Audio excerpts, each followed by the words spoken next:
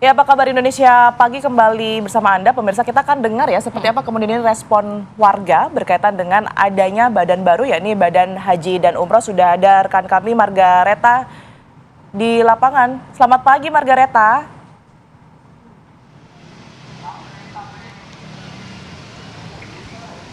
Ya, selamat pagi Kamarati, Tiara, dan juga pemirsa, betul sekali. Untuk hari ini kami akan langsung menanyakan kepada masyarakat ini terkait respon dan juga tanggapan adanya badan baru, Badan Haji dan Umroh. Ini kita langsung tanyakan kepada narasumber kita. Di sini ada Bu Cucu. Selamat pagi Bu Cucu.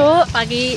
Ibu, ini kan ada badan baru, Badan Haji dan Umroh, dipisah dari Kementerian Agama. Ini Ibu ada respon dan juga ada kekhawatiran nggak sih Bu? Ini kan berdiri sendiri nih badan. Kata saya mungkin insya Allah ada perubahan yang lebih baik tentang keuangan, tentang waktunya juga biar enggak yang dana haji enggak menunggu lama gitu. Baik Bu, ini kan juga berdirinya sendiri ini di era Kementerian Pak Prabowo ya. Ini ada harapan nantinya ada perkampungan Indonesia di sana untuk melokalisir. Nah, ini wajib nggak sih Bu? Menurut Ibu penting nggak sih? Kata saya sih lebih wajib itu biar buat para TKI atau TKW gitu ya. Dia bisa ibadah dengan niat dia sendiri gitu. Baik Bu Cucu, terima kasih. Nah pemirsa, kita mau langsung tanyakan kepada masyarakat lainnya. Di sini ada Ibu Anggi. Selamat pagi Bu Anggi. Pagi Kak. Ibu mau tanya, ini kan ada badan baru, Badan Umroh dan Haji yang dipisah dari Kementerian Agama. Ada respon atau tanggapan nggak sih Bu? Ataupun ini kira-kira bisa bawa perubahan atau perbaikan nggak sih? Oh, mudah-mudahan bisa sih Kak, malah lebih bagus ya. Jadi dia lebih fokus gitu, nggak kayak kemarin beritanya kan banyak yang telantar kayak gitu kan. Mudah-mudahan lebih bagus sih. Ya. Baik, terima kasih Bu Anggi. Selamat kembali melanjutkan aktivitas. Ya pemirsa, itu tadi respon dan juga tanggapan dari masyarakat mengenai badan baru, Badan Haji dan Umroh yang didirikan pada era Prabowo Subianto. Untuk sementara demikian, kembali ke Kamarati dan Tiara di studio. Baik, terima kasih Margareta Novita atas laporannya dan juga perbincangannya dengan dua warga yang lebih positif ya melihat ada badan penyelenggara haji. Nantinya ke depannya beberapa poin Pak Zaki yang harus menjadi perhatian badan penyelenggara haji. Seperti mungkin transportasi kah, akomodasi, tenda, atau mungkin kuotanya tadi disinggung, mungkin ngantrinya nggak begitu lama. Apa yang biasa dirasakan atau dikeluhkan selama penyelenggaraan haji ini? Ya baik. Sebetulnya kalau masalah hotel, tenda, pesawat itu teknis kemudian. Tetapi yang lebih terpenting lagi adalah masalah regulasi. Istilahnya jangan sampai terulang apa yang terjadi tahun 2022. Yeah. Saat itu Indonesia tiba-tiba diminta penambahan biaya masyair. Di last minute. Yeah. Nah, apakah itu kurang fokusnya pemerintah atau Kemenak dalam hal kontrak dan lain-lain, wallahu alam. Cuma hal itu mengakibatkan dua opsi saat itu. Jamaah atau masyarakat diminta tambahan biaya atau ditanggung pemerintah. Akhirnya DPR menyetujui ditanggung pemerintah dengan nilai 1,4 triliun. Wow. Jadi kan itu mungkin potensi income yang berkurang atau kerugian. Nah di sisi lain di tahun yang sama Indonesia itu mendapatkan kuota tambahan 10.000 yang akhirnya diputuskan tidak digunakan, terbiar begitu saja. Oleh karena itu ada baiknya ke depan Badan Penyelenggara Haji lebih fokus dengan timeline kontrak-kontrak haji, penyelenggaraan haji ini. Karena terus berjalan, seperti contoh tahun depan ini mulai 23 Oktober sudah bisa mulai kontrak haji.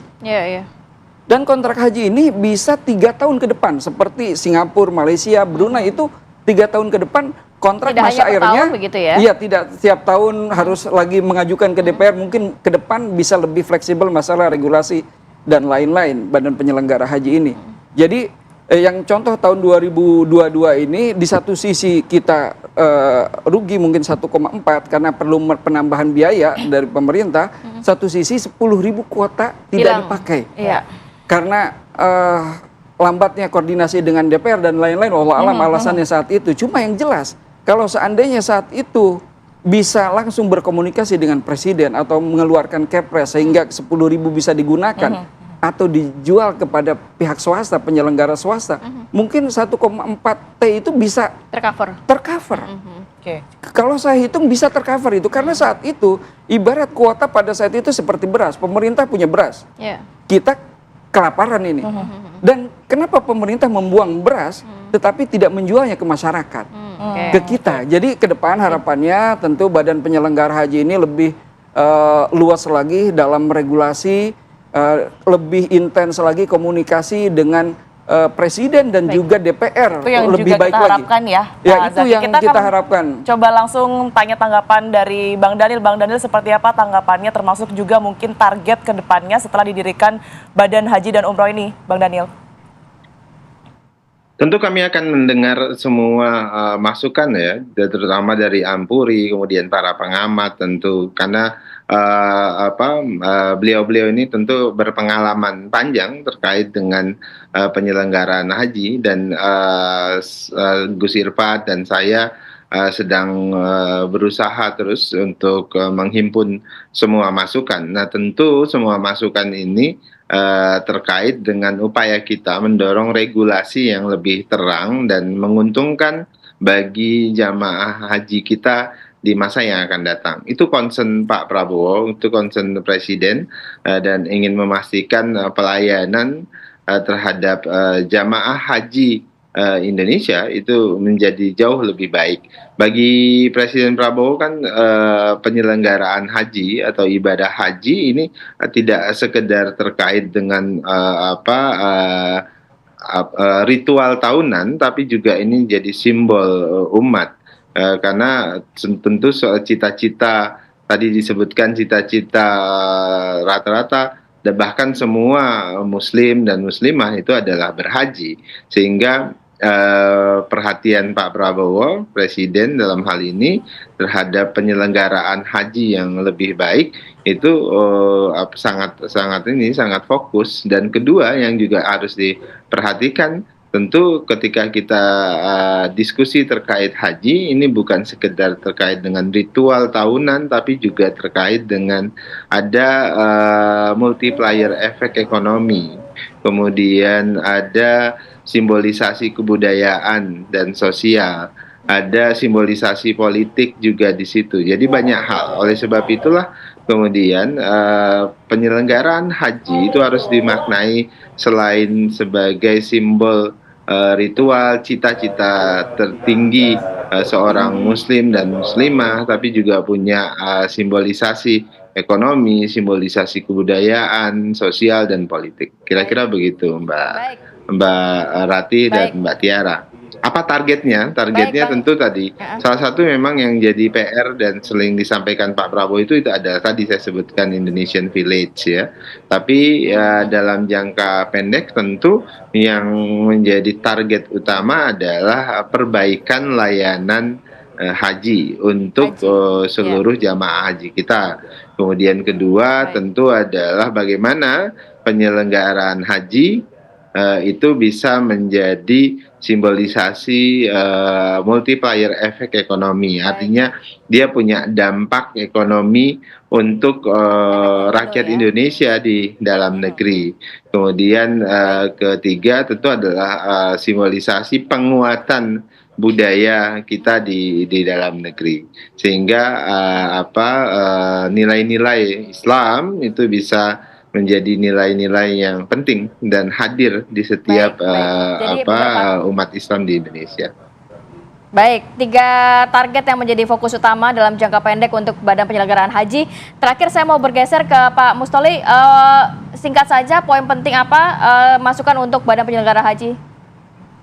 Iya, saya kira ini momentum ya. Saya baru ingat Bang Daniel bahwa beberapa bulan lalu saya juga diundang oleh DPR, Badan Keahlian DPR, untuk revisi Undang-Undang Pengelolaan Keuangan Haji dan Undang-Undang Penyelenggaraan Ibadah Haji. Nah, poin yang saya mau katakan adalah dengan hormat kepada Bang dan Gus Irfan untuk sesegera mungkin kemudian merilis kepada publik bagaimana kemudian nomenklatur dan kemudian roadmap yang ingin dicapai oleh Badan Penyelenggara Haji ini, sehingga kita bisa melihat gitu ya. sejauh mana lembaga ini akan didesain begitu, termasuk misalnya SDM, termasuk bagaimana visi misinya. Dan tadi saya catat betul yang disampaikan oleh Bang Daniel terkait dengan multiplier effect. Lebih dari itu sesungguhnya penyelenggaraan ibadah haji yang selalu digelar tiap tahun dan negara kita memperoleh kuota besar ini kan bisa menjadi diplomasi budaya begitu, diplomasi di kancah global.